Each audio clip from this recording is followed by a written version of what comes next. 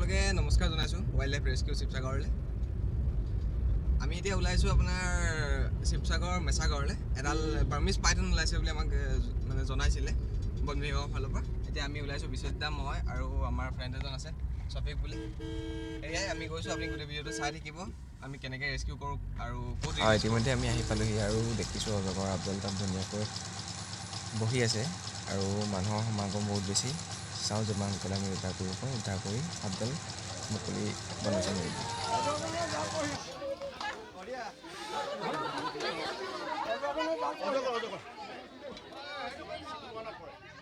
ইয়াক যদি মাৰে কোনো ৰক্ষা নহ'ব। আপোনালোকে নামাৰিলে বহুত ভাল কথা, ধন্যবাদ আপোনালোকক। নাই এইটো মৰা বস্তুৱেই নহয়, ই নিগনি খাই আছে নেকি? আৰু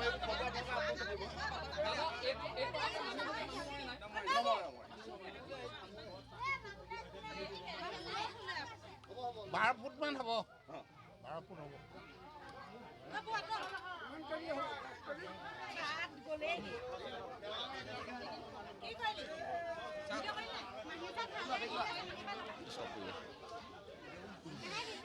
খালি অকণমান আমি হাত ধুমা পানী দিয়া বহিব পাৰিব।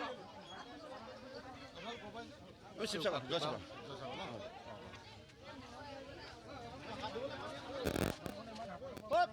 ডিঙিটো লমাই লৈ অকণমান মাৰো, কাবাৰ ডিঙি লমাই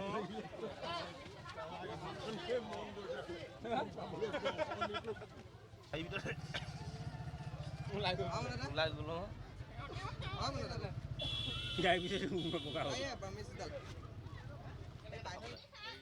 কাঠলপ আছিলে মানে জলামগুল মাৰিবৰ কাৰণে গৈছিলোঁ। জলামগুল যাওঁতে মানে মই ওপৰলৈ চাওঁ, মানে টিংবিলাক খাক হৈ আছিলে। টিংবিলাক খাক খোৱা দেখি মই ওপৰলৈ চালোঁ, মানে খাকটো মানে এই ওপৰতে নুঠাই পিনে আছে। ভয় লাগিছিলে নাই? ভয়টো লাগি থাকিলেও ভয় লাগে। আপুনি বন বিভাগক খবৰ দিলে। ঠিক আছে, ধন্যবাদ আপুনি আপোনালোকে অন্যায় নকৰিলে। বাৰ্মিজ পাইথনডাল উদ্ধাৰ কৰা হ'ল মেছাগড়ৰ পৰা। এতিয়া আমি তাক ৰিলিজ কৰিবলৈ গৈ আছোঁ পানীডিঙলৈ। এতিয়া আমি আহিছোঁ বাৰ্মিজ পাইথনডাল যোনডাল মেছাগড়ত উদ্ধাৰ হৈছিলে। দিচাংমুখ বলমাঘাট বাৰ্ড চেঞ্চুৰী যোনখন আছে তাত আমি মুকলি কৰি আহিছোঁ।